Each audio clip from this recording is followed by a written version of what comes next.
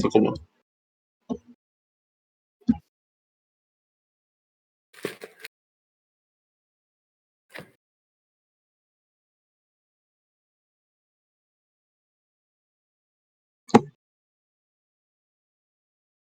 뭐 오늘 다루는 되게 길게 할 내용은 아니고 그냥 한 40분 정도 간단하게 이론만 설명을 한 다음에 이제 수요일 날 돌아오는 시간에 실제 공격을 할 수 있는 서버를 제가 만들 거예요. 그래서 그 서버에 공격하는 실습을 진행해 보도록 하겠습니다. 먼저 시큐어 코딩이 뭘까요? 혹시 시큐어 코딩에 대해서 들어보신 분 있나요? 뭐 없으면 그냥 진행할게요. 네, 시큐어 코딩은 코드를 짜면서 이제 보안 경고가 발생하는 경우, 뭐 비주얼 스튜디오로 시언어 코딩하면은 스캘프, getS 사용하지 마라 뭐 이런 거 비주얼 스튜디오가 이상한 오류 뺐잖아요. 그런 거랑 또 시큐어 코딩을 하지 않았을 때 일어날 수 있는 보안 취약점이 무엇이 있는가, 그리고 어떤 식으로 코딩을 해야 안전하게 코딩을 하는가 이런 것에 대해서 다뤄볼 거예요. 먼저 파이썬의 에발 함수, 요 이제 이런 내용으로 진행을 하겠다고 맛보기로 에발 함수를 예시로 들어서 가져왔습니다. 이 에발 함수는 함수 안으로 들어온 문자열 코드를 그대로 실행을 시켜줘요. 한번 직접 해볼게요.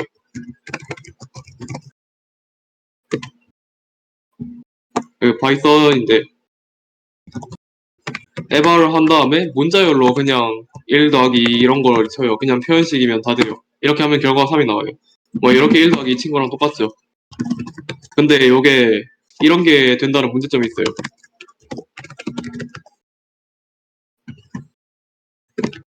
안에 함수를 넣었는데도 실행이 되죠. 마찬가지로 여기에 이상한 함수 다 쓸 수 있어요.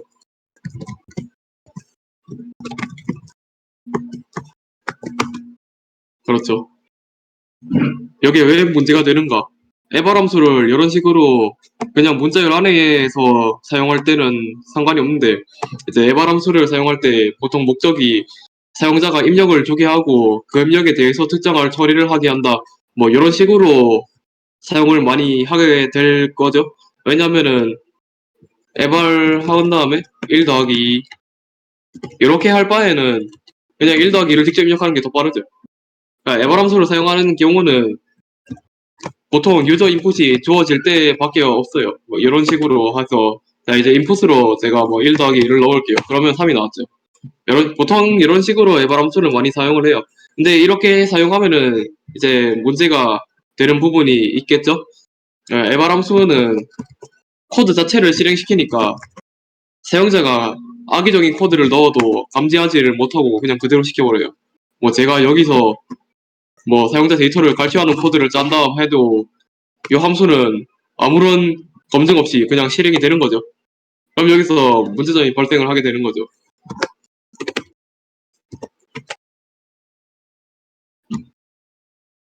이 코드 짠 게 보면은 이제 계산기인데 식 하나 입력하면은 그대로 계산해주는 방식으로 만들었어요. 뭐 그냥 따라서 해볼게요.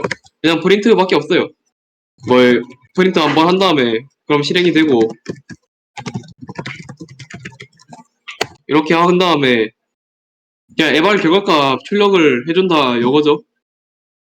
이렇게 하면은 뭔가 계산기가 다 보입니다. 뭐 이런 식으로 하죠. 동작을 해요.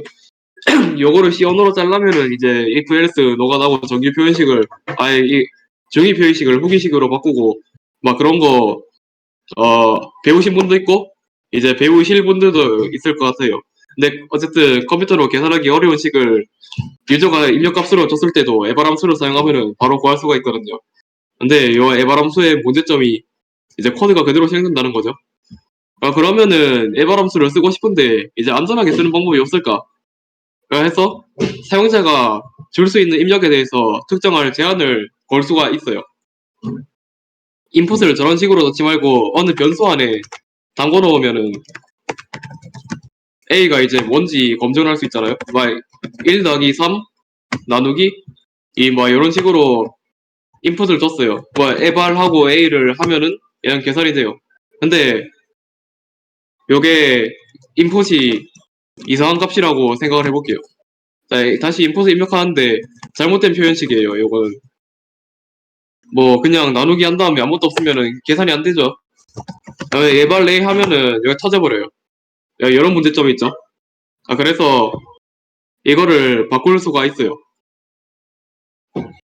입력값 자체를 그냥 계산식만 들어오게 개선을 하면 되겠죠? 만약에 뭐 프린트 이런 게 들어오거나 뭐 다른 함수가 들어오거나 코드가 들어오면은 막아버리면 되는 거죠.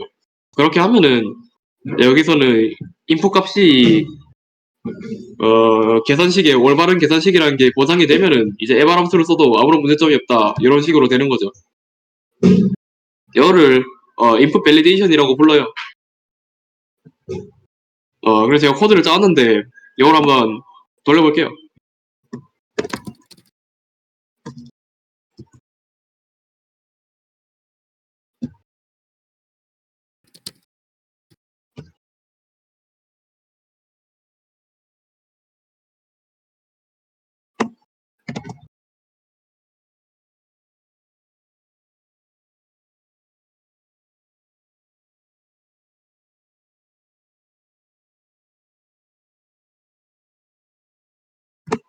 그렇죠. 여기서 평범한 계산식을 입력해 봅시다. 1 더하기 3 곱하기 뭐 5. 네, 잘 나오네요. 그러면 이제 코드를 넣어봅시다. 에바 함수가 있으니까 코드가 원래는 그대로 실행되어야 해요. 안 되죠. 이게 잘못된 식이라고 걸러버려요. 여기서 이 부분에 이게 정규 표현식이라고 여러분들 아직 모르시는 분들이 대부분일 것 같은데 쉽게 설명을 하자면은 그 식이랑 매칭되지 않는 부분이 들어오면은 이제 if else를 통해서 걸러버리거든요.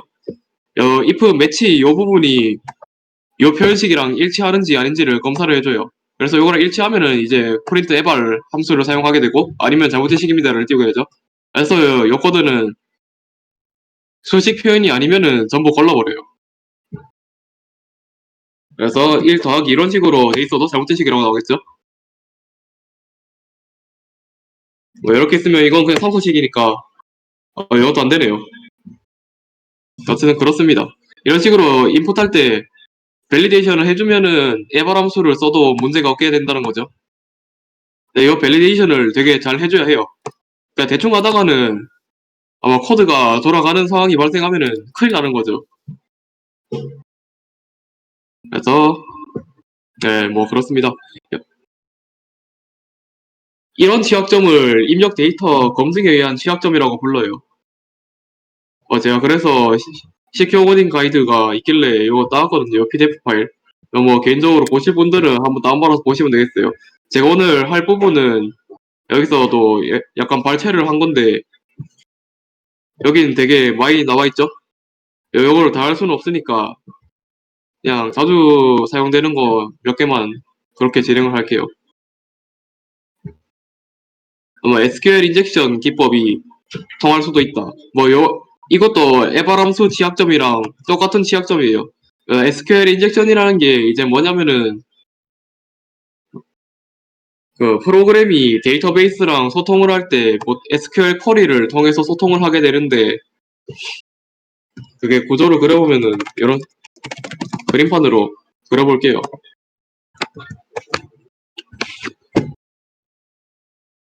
사용자가 있어요.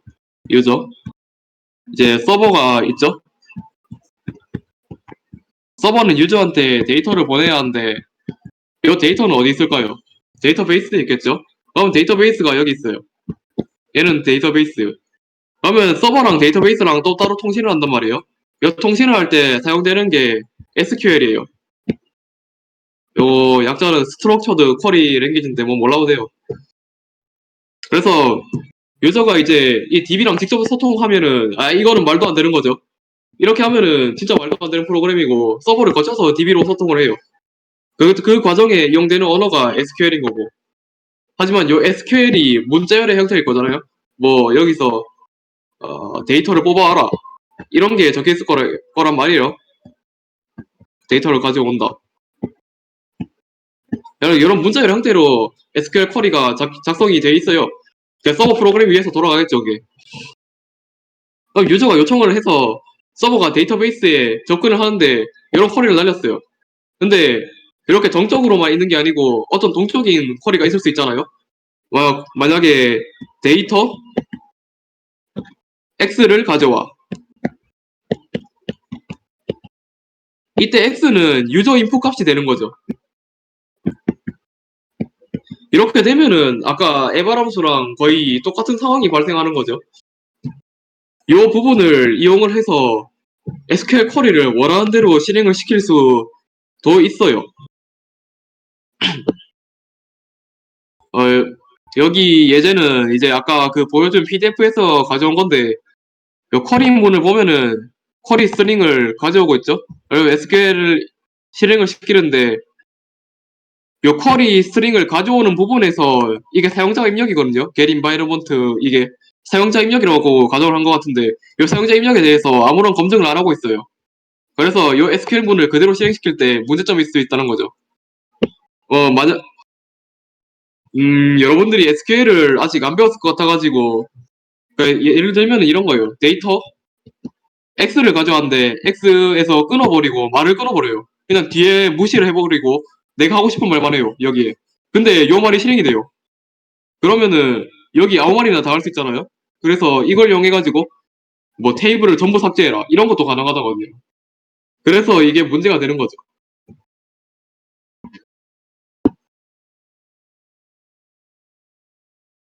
이런 거를 이제 방어를 하려면은 아까처럼 정규 표현식을 이용해가지고 거는 방법이 있는데 사실 그렇게 하기에는 SQL 쿼리에 대한 모든 경우의 수를 다 따져야 해서 그렇게는 안 하고 보통 프로그램이 직접 해주는 경우도 있거든요.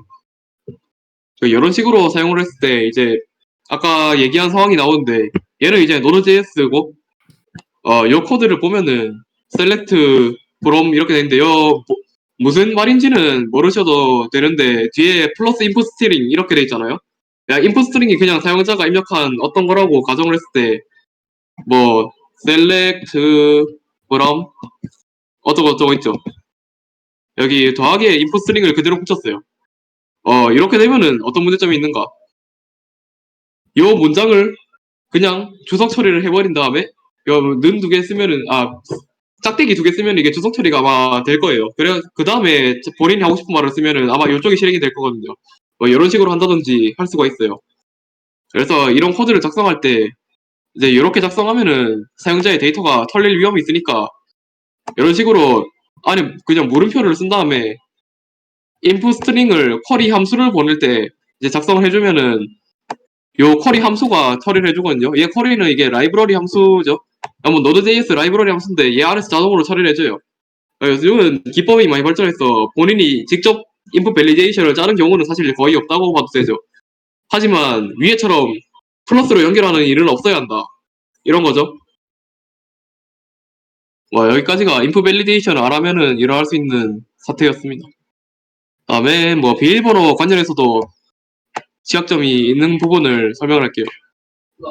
잠깐 말해줘. 그, 잠깐 자세히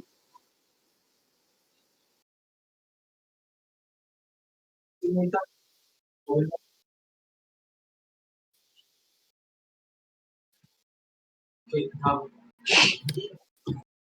비밀번호를 저장할 때 이제 서버에 저장하면은 암호화해서 저장을 한다는 사실들은 다 알고 계실 것 같아요. 아까처럼 마찬가지로 여기가 얘가 서버고 얘가 뭐 데이터베이스가 있으면은 사용자가 비밀번호 입력해요. 근데 서버는 DB에 저장할 때 그대로 저장하면은 이건 말도 안 되죠. 데이터베이스에 패스워드에 원본이 있으면은 아마 불법인지는 모르겠는데 안 돼요. 패스워드에 원본이 있으면 안 돼요. 그래서 패스워드를 암호화를 시켜서 데이터베이스에 저장을 한단 말이에요. 근데 이것도 그냥 암호화를 하면은 안 되는 거예요.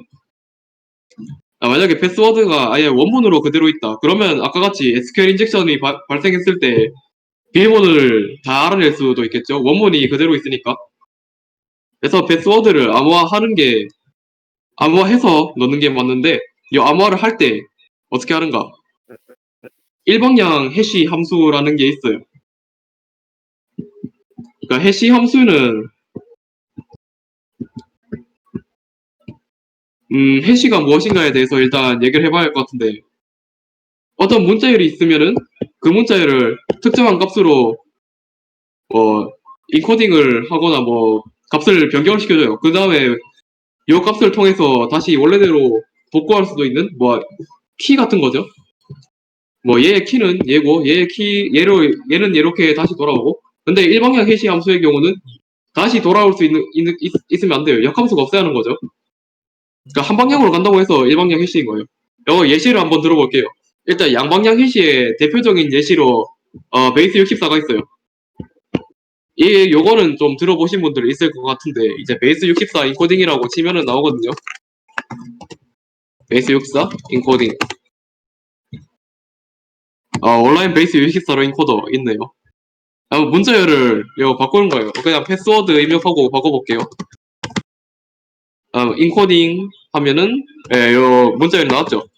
이제 얘는 양방향이니까 디코딩이 가능해요. 얘를 붙여놓고 다시 디코딩을 하면은 패스워드가 나오게 되죠. 그래서 양방향 해시 함수는 쓰면 안 된다. 일단. 그래서 일방향 해시 함수를 쓰는데 일방향 해시 함수는 뭐 시아 256, MD5 뭐 이런 게 있죠. 다양한 되게 많은데 저 사실 잘 몰라서. 그래서 일방향 해시 함수를 사용하면은 패스워드를 저장할 때 암호화를 할 수 있다. 일방향 해시 함수는 보통 라이브러리를 사용하죠. 직접 짜는 경우는 없어요.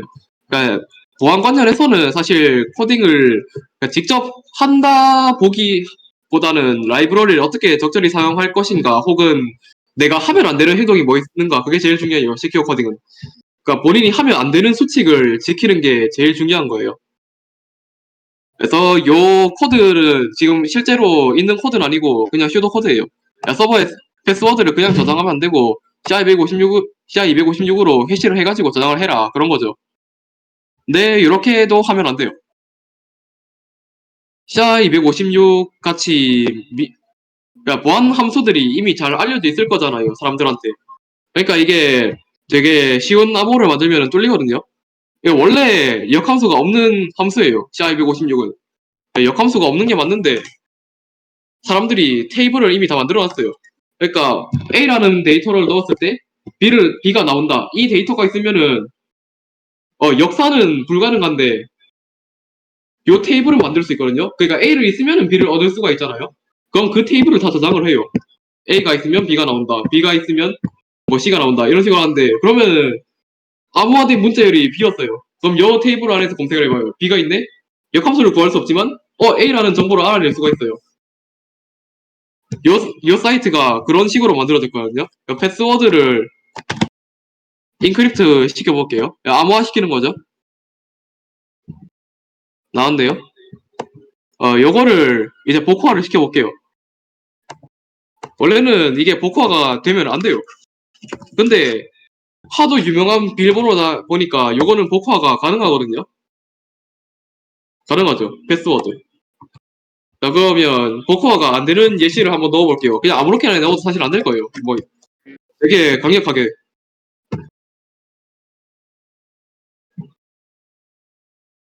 이렇게 하고 얘를 복사해서 붙여놓으면 복호화가 안 되겠죠? 네, 이거는 데이터베이스에 없다고 하죠. 미리 계산을 안 했다는 거예요. 그러니까 패스워드 같은 거는 진짜 잘 알려져 있으니까 다 미리 계산을 해놓거든요. 그래서 사이트들이 그러니까 보안할 때 패스워드를 강하게 만들려는 이유가 이런 것 때문이에요.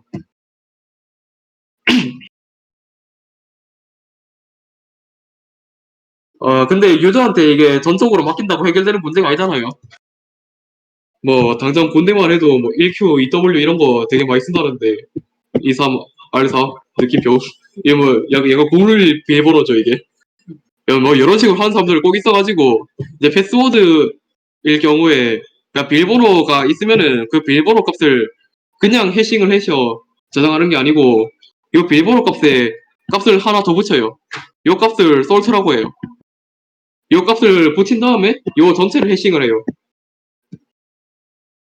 이런 식으로 하면은 요 솔트 값에 따라서 해시 값이 달라지니까 공격자가 요 암호화된 값 가지고는 알아낼 수 있는 정보가 거의 없겠죠.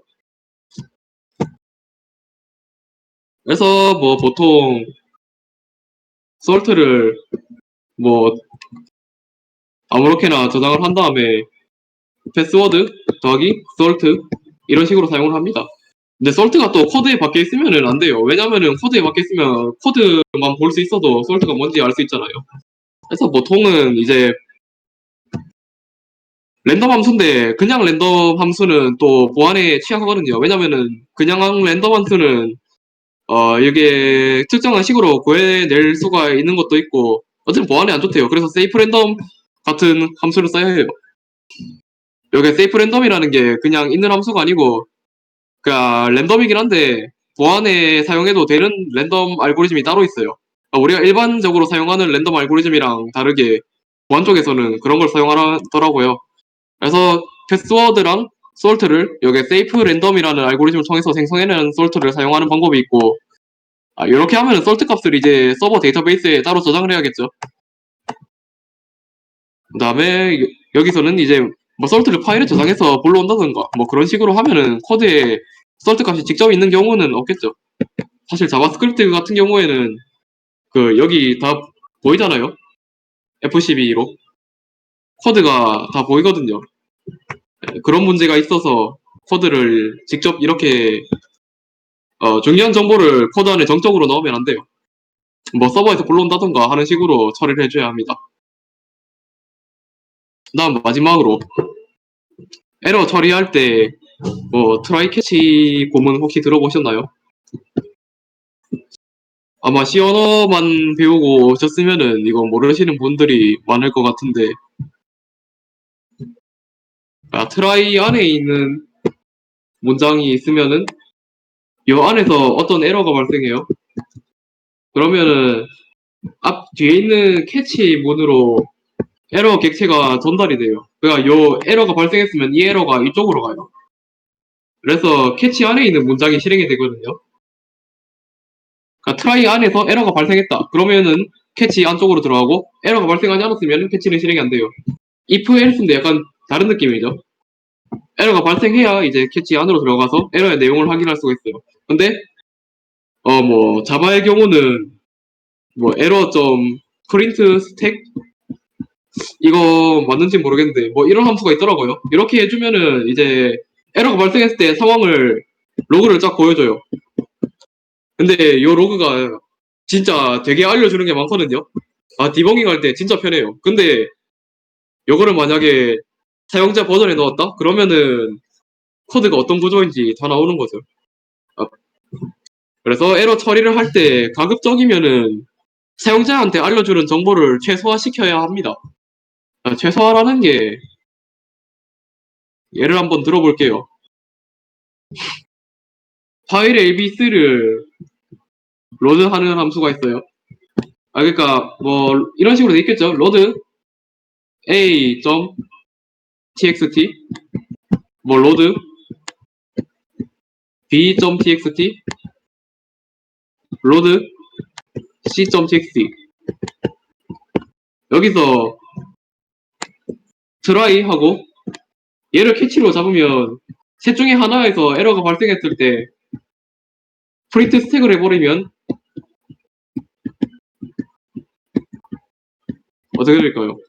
어디서 그러니까 어느 파일이 문제인지가 다 나오게 되죠. 얘는 A가 문제야. 얘는 B가 문제야. 이런 내용을 다 알게 된다는 거죠. 그러면은 서버에 어떤 파일이 있고 어떤 파일에서 문제가 또 발생했는지를 공격자가 다 알아버리게 되는 거잖아요. 그래서 이런 식으로 프린트 스택 하면 안 되고 이거 디버그 할 때는 쓰셔야 해요. 그 디버그 안 하고 실제 프로그램 릴리즈를 할 때는 요거를 프린트 스택을 하면 안 되고 그냥 파일 로드에 실패했습니다. 이 정도면 충분하잖아요, 사실. 로드 실패. 이런 오류 메시지 하나 띄워주면은 됩니다.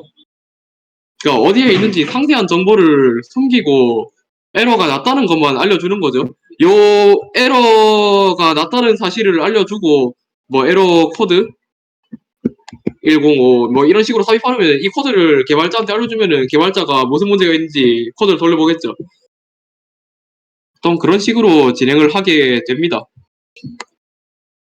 예시로 들어본 코드를 보면은 fprint f 함수에서 패스 정보를 출력을 하고 있죠. 보면은 요거는 environment에서 mypass라는 정보를 받아온 다음에 스탠더드 에러로 출력을 하는 것 같은데 뭐 디버그 할 때는 상관이 없는데 릴리즈 할 때 이렇게 하면 안 된다는 거죠. 그래서 C언어의 경우는 if def debug f print f 이런 식으로 하면은 얘는 디버그일 때만 실행이 되고 릴리즈일 때는 실행이 안 돼요. 요거를 컴파일 옵션을 다르게 줄 수가 있어요. 그러니까 컴파일 옵션을 보통 컴파일 할 때 gcc-o out 뭐 out.c 뭐 이런 식으로 하잖아요. 요거를 gcc-o out -d debug out 이렇게 하면은 디버그가 정의가 된 상태로 나오거든요. 이렇게 컴파일을 했을 때는 얘네가 실행이 되는데 이렇게 컴파일을 하면은 이 문장은 그냥 사라지는 거예요. 이렇게 컴파일 옵션을 다르게 줘서 디버그랑 릴리즈 버전을 구분을 할 수가 있어요. 뭐 이 정도까지 하고 여기 설명해준 기법을 가지고 SQL 인젝션의 경우에는 제가 그 수요일 날에 서버를 구축해서 올 테니까 한번 다 같이 실습을 해보도록 합시다. 그러면 오늘 여기서 마치겠습니다. 질문 있으신가요?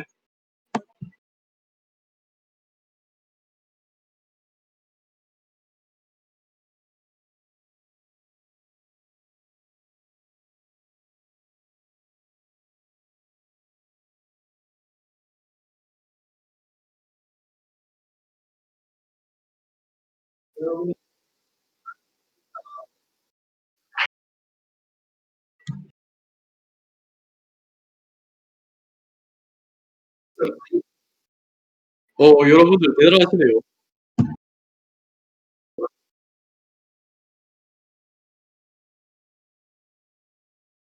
와, 엉거랑 괜찮아요, 진짜.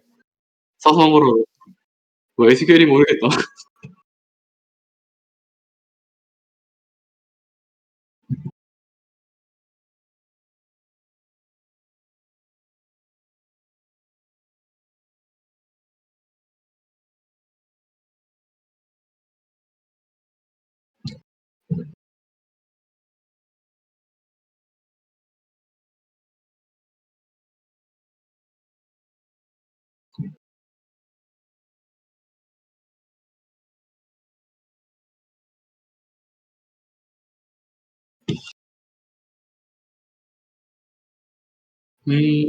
다들 다른 질문 없으신 것 같으면은 여기 마칠까요?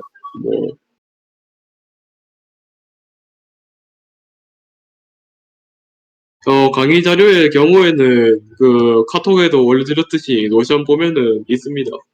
뭐 참조하시면서 보면 될 것 같고, 파이썬이나 자바스크립트 다 할 줄을 알아야 하나요? 하는데, 저 코드 자체를 이해할 필요는 없으시거든요. 그러니까 코드, 요 흐름을 읽을 수만 있으면 돼요. 그러니까, 요 짜는 거랑 읽는 거랑은 또 다르잖아요. 그러니까 약 처음 보는 언어라도 이게 그냥 어떤 의미인지 그런 식으로 이미 전달만 되면은 괜찮거든요, 사실. 그러니까 요 부분의 경우는 사실 이거 자바스크립트 아니거든요. 이거 그냥 그 슈도코드인데.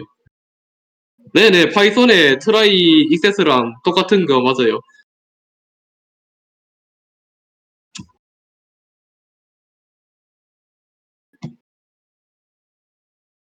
언어 같은 경우에는 사실 하나만 잘 해도 다른 거 하기가 크게 안 어렵죠?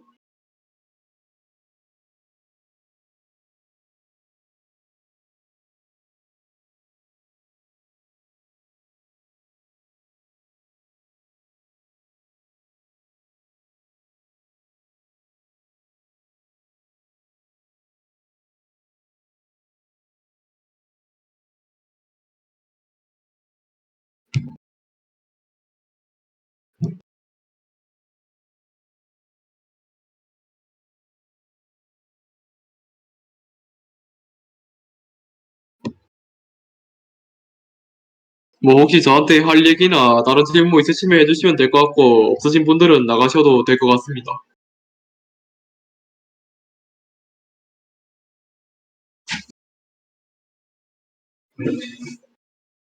혹시 오늘 어려웠나요?